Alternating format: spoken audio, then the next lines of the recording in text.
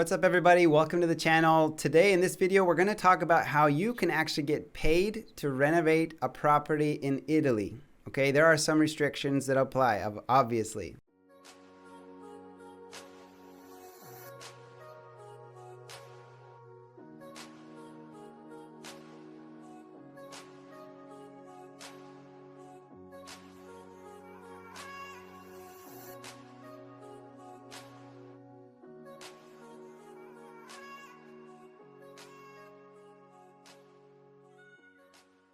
That's right. You may have already heard about this from other YouTubers out there. Most likely not, because I'm almost the only one that talks about taxes in English in Italy.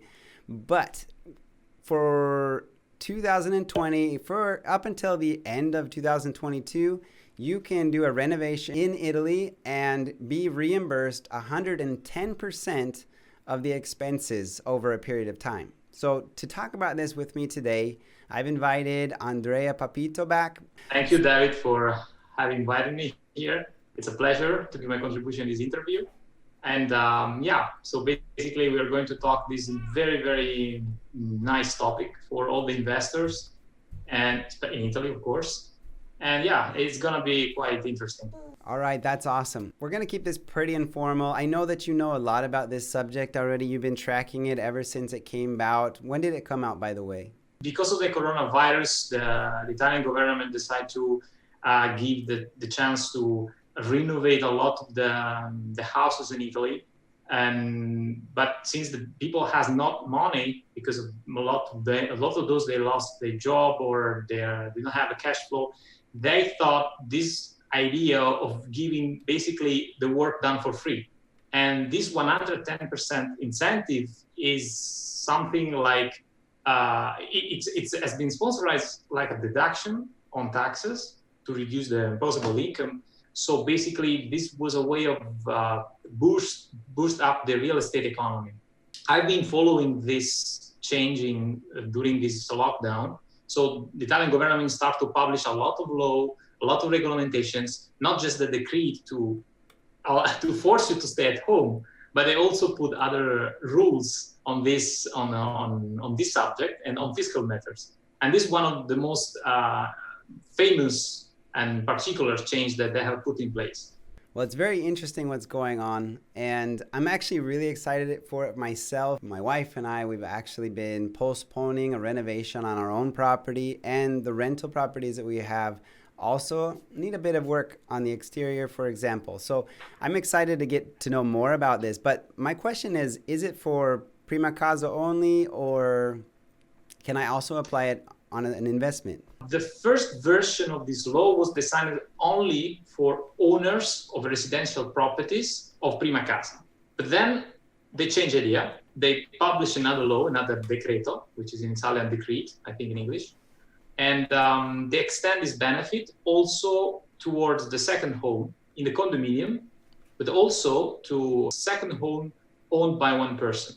So that means if you own a second home, you can have this benefit as well. This is something that will start now in July. So we are now in the middle of July. So basically the law has been already published. But then after this period, you have to wait 30 days more or less to receive the circolari, which are basically some directives from the Italian tax agency. They will clarify certain steps.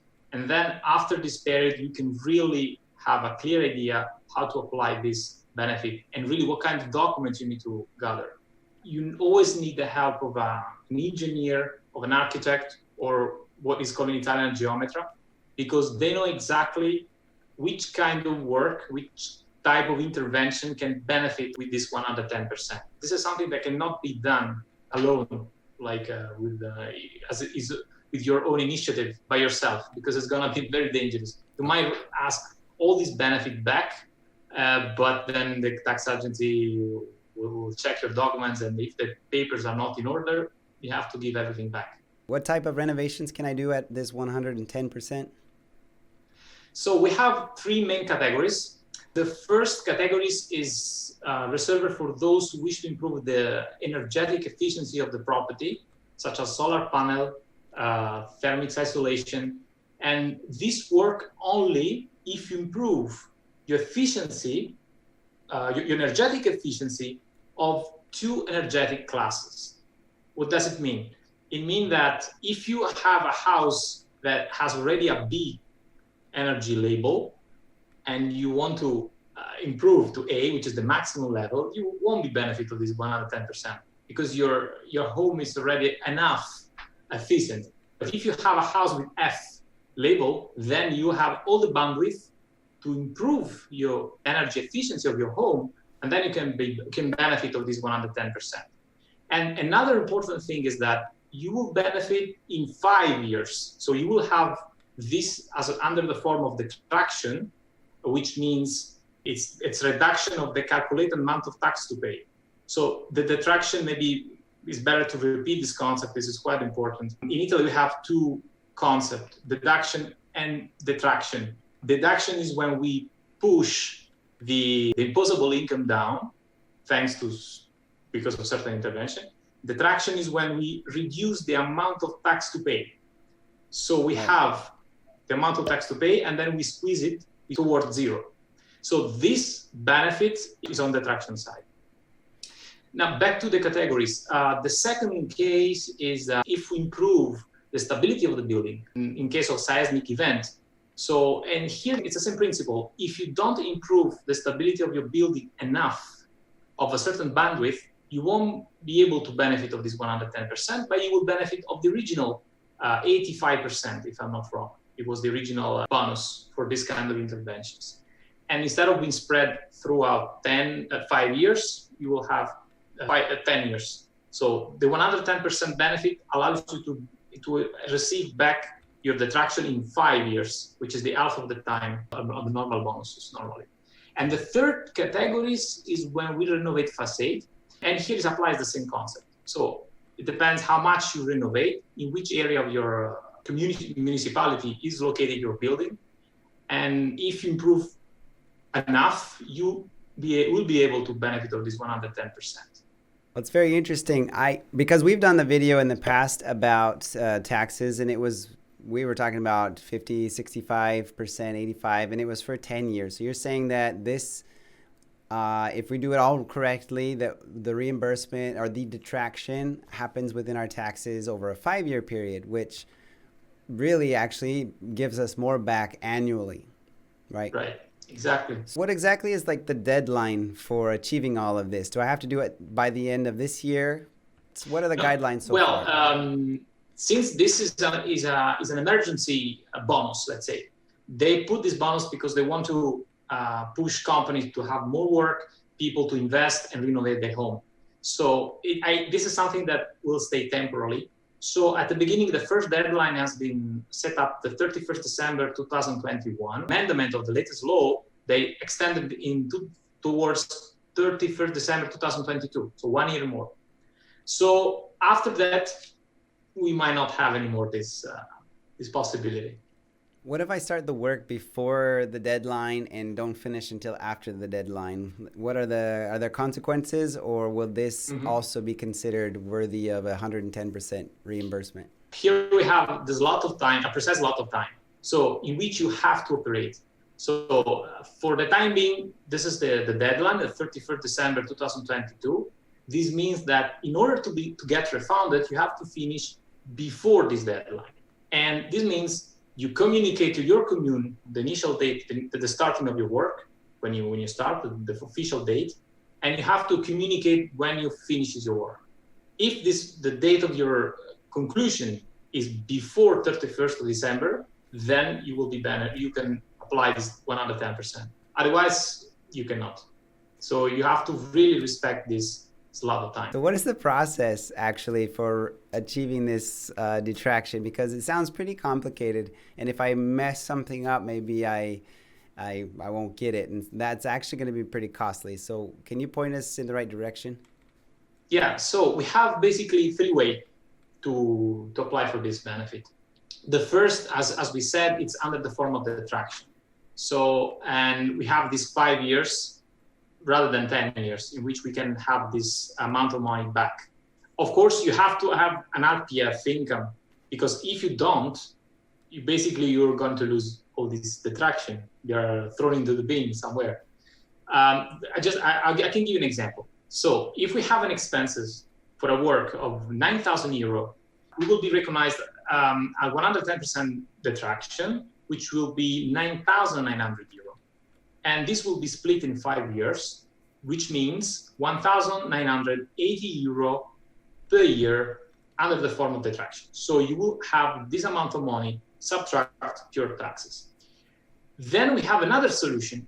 It's called sconto in fattura in Italian, which is, I guess in English is invoice discount. I think it can be easily translated like that. And that works. It works in this way. If we take exactly the same example, we have this 9,000 euro that we won't be paid at all. So the company in charge of the work would be refunded by the Italian state under the form of tax credit. And the company will use this 9,900 euro to compensate their taxes. So this is how it works. Wow. And then we have also that third option, which is very interesting as well, and is called cessione del credito. So this means that I'm going to give my tax credit to another subject or to another person. I have to still pay this 9,000 euro of work. And because I need to remodel my facade or for similar things, I can go to a bank or to another financial institution, and they will give me this 9,000 euro. So this financial institution, they will get, again, a benefit from Italian state, and then can tax credit this amount of money. It can be very important because if some companies, they need cash rather than compensated tax credit, you can provide them cash because you can ask the cash to another financial institution. Yeah. So we have 3 options to have the work done for free. And I just want to clarify one single point. In the first case, you would benefit of the entire 110% in 5 years. But in the other 2 cases, the construction company or the financial institution will benefit, they will benefit of 110%. It's true that you will have the work done for free, but that 10% is lost for you. Well, honestly, to not pay cash and have my whole property renovated, well, I mean, following the specific guidelines, assuming I can achieve this goal, that in and of itself is valuable to not have to put my own cash into it. So I personally like this idea. Now, obviously, somebody who has more of a tax liability perhaps has a lot more to gain by paying the cash themselves. And yeah, that would definitely be doable for them as well. It all depends on your cash game in the end. Right. Now, but you have all this flexibility. It's really helped you to take a decision. And that's great.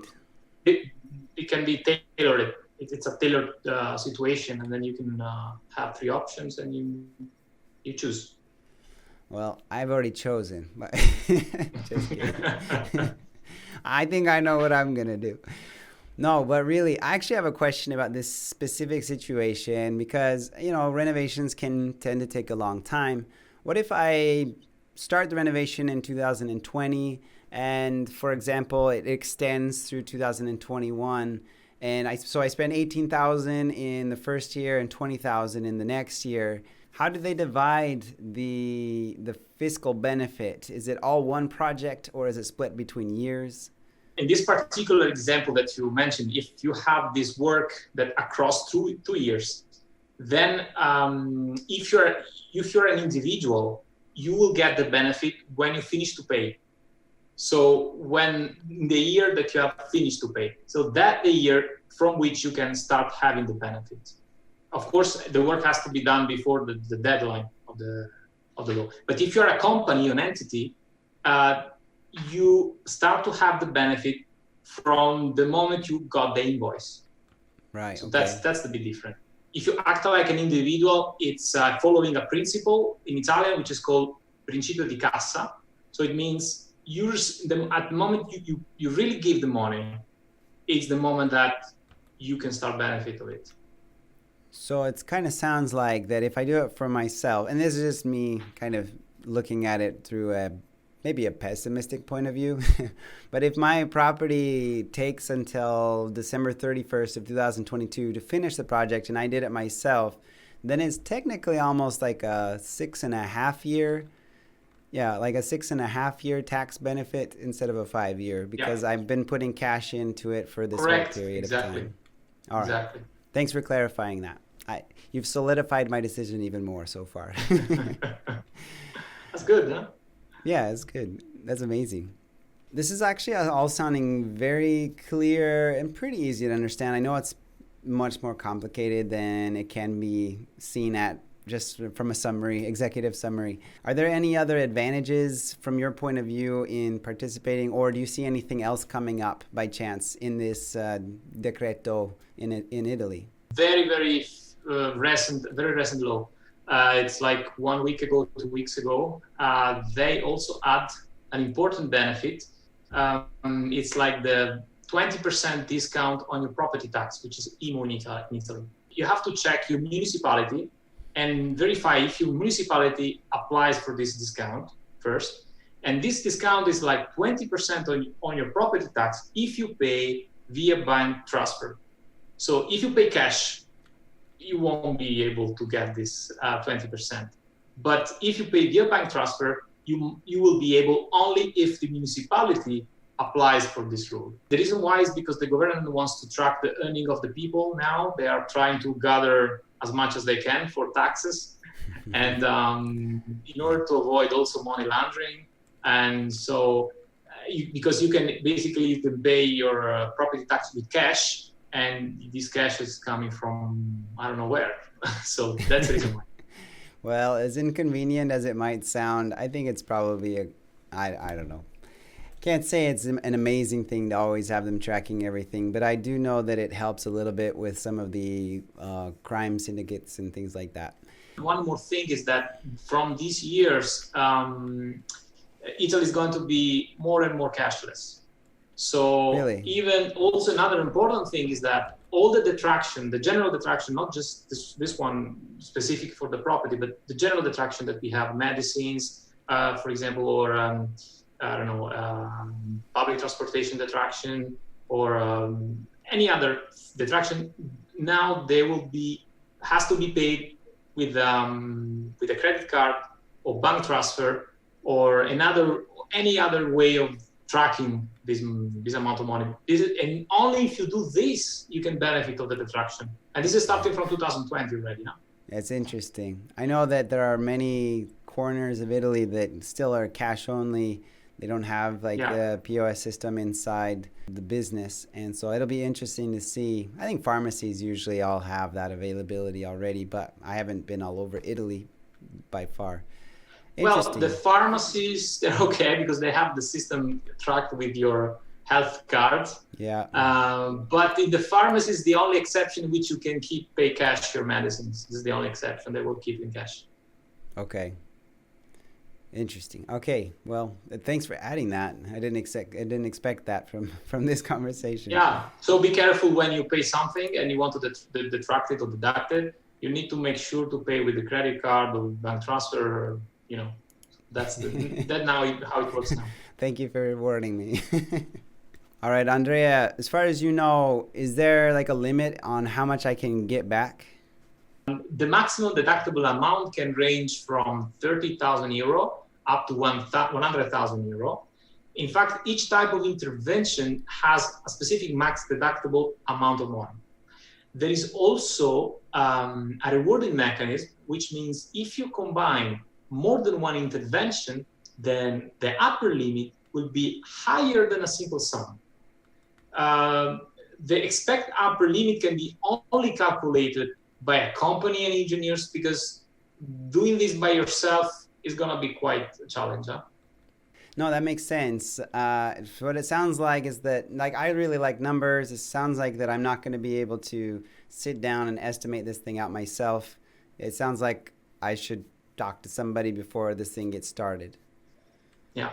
Somebody that has a degree on it, an engineer that knows exactly that kind of intervention, how much it's worth for the Italian tax agency, So the problem here is, from one side, you have the tax agency that gives you a lot of benefits, but under certain rules. And from the other side, engineers that knows very well those rules and know how to fit every single interventions. And if you don't follow these specific strict rules, you might screw it up and get then fines and problem with the tax agency. This is something that really I won't advise. Okay.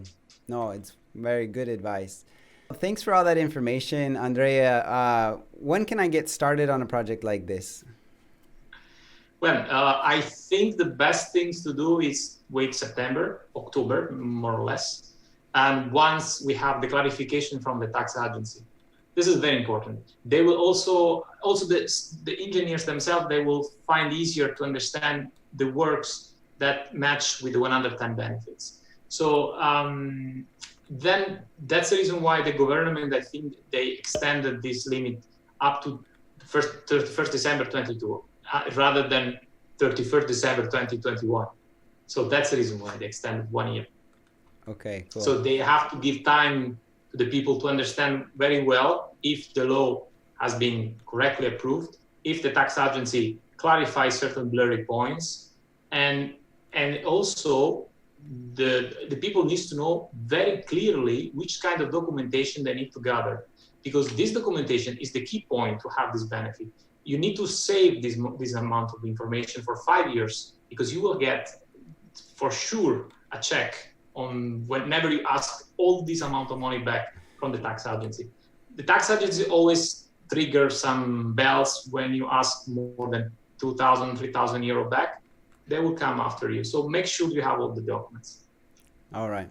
Well, thank you for that. I'm going to ask you one last question, Andrea. And my channel, there are a lot of different types of people that are looking or interested in investing in Italy. Some are in Italy, probably. Some are, they don't talk to me much. But there are some Europeans, some Americans, Australians, Chinese, frankly, foreign investors, okay? And so there are also people who want to come and reside here, as well as people who want to just own like a vacation rental or just have an extra house when they go on vacation. Do you see any space in here to benefit people in any of these categories? Well, I'm one of those people, because I'm not living in Italy, actually. I live in Belgium. So I'm not resident for Italian point from Italian tax agency. So if I want to invest something in Italy now, I will have to follow the same path, exactly what you said. So I'm very interested in that. And I see that the big benefit is that you will have, if you decide to, own a property, it's very easy. Just buy a property, you will be easy to, there is no restriction for foreigner. This is not a big deal. But if you prefer to invest and you want to start have some income out of it, then the non-resident have just slightly more advantages, because their IRPEF always start from the lower rate. Okay. So, and keep in mind that also from the end of this year, more likely the government will start to push down some brackets in the RPF taxation because of the coronavirus still. So they want to put some money. And this RPF, it's the same for non-residents. So resident and not resident, they have exactly the same RPF. So if you put your property under a rent in Italy and you want to renovate this property, you want to make some works, then you have the chance to reduce a lot your RPF and have your income for free for the first years. Yeah. Wow. This could be a very nice point. Another thing to take into account is to see your country of residence, how it treats your foreign income. That's another important point. And see the double agreement between Italy and the country of residence. That's a very good point. Well, Andrea, thanks a lot for joining us on the channel today. You gave us a lot of great information, especially for me. I'm excited to do my renovation as soon as possible, but I will wait. Yeah. I will wait until September, October at least to get started, like your advice. Definitely. All right, everybody, thank you so much for watching this video. Andrea was a big help. He actually has his own channel, Esentaxa, which he talks about IRPEF, the income tax here in Italy. He talks about rent taxes. He talks about a lot of things in relation to real estate taxation or just income and taxation. And he has the perspective of a foreigner looking in, even though he is an Italian citizen. He has a lot to offer to each one of you. If you have any questions, you're welcome to reach out to him through the comments through this video, or go check out some of those videos. I'll link them in the description. And if you have any questions about those, feel free to contact him, even on his About page. All right. Thanks, everybody, and we'll see you next video.